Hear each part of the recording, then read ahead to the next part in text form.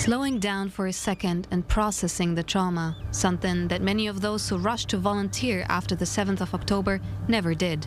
But here, in a special retreat at the Dead Sea, some of them are now doing exactly that. We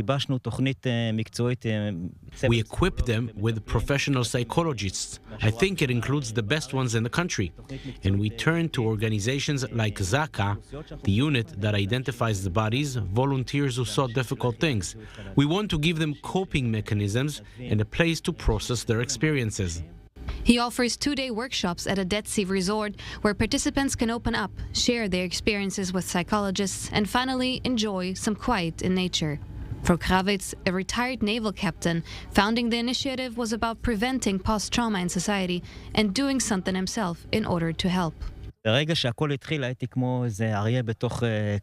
everything started, I felt like a lion in a cage.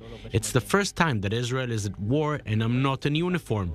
I did some reserve duty, helped here and there where I was needed, but I felt like doing something in the trauma field. All the difficult scenes we see in the news and in videos raged in me. He teamed up with psychologist Veret Meshulam, who specializes in trauma.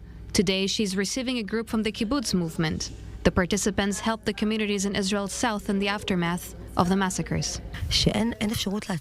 It's very difficult to take a break on a day-to-day basis. They are scared to share their fear because if they give their emotions space, they might fall apart.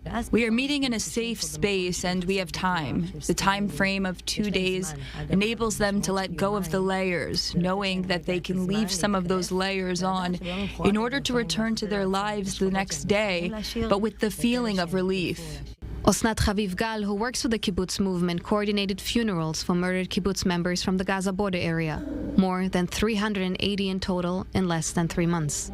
She says she can't sleep at night. The conversations with families and the images are consuming her and her colleagues. From the first second on, we knew about the large amounts of missing persons and murdered. And therefore, I got up and we understood that one can't do this alone, so I got a team. From 6 in the morning, when you receive the name of the first murdered, to 12 or 1 at night, you just work. If my family would not have put water on my desk or food, I found that I would have forgotten that as well. We all of our team, we were 9 amazing women. We all worked around the clock. For many of the participants, the seminar was the first opportunity to open up about how their lives have turned upside down. When you spoke, anger was coming out of you, but then you stopped yourself again. I want to ask you to allow yourself to get help. You yourself helped so much all this time. The support they received during the 2-day workshop is meant to empower them for the days to come. And speaking about the experiences of the past 3 months might help society as a whole.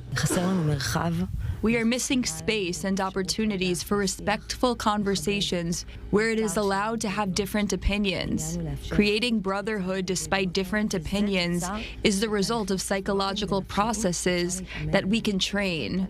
And this gives me hope. Masiv Ruach wants to receive up to 2,000 people annually in their seminars, giving back to those who sacrificed much of their lives to help others in those difficult times.